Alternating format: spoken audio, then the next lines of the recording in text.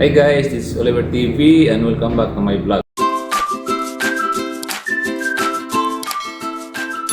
So for this video mga idol, ay aking i-share sa inyo kung saan nga ba pwede mag-change pin sa ating mga ATM card.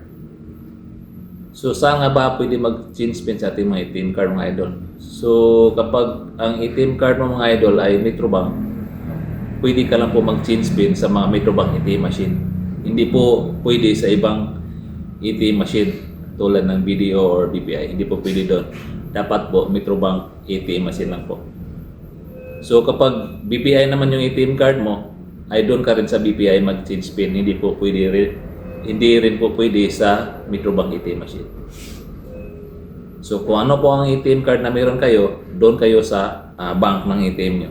So sana may naitulong ng video na ito. See you on my next video and God bless.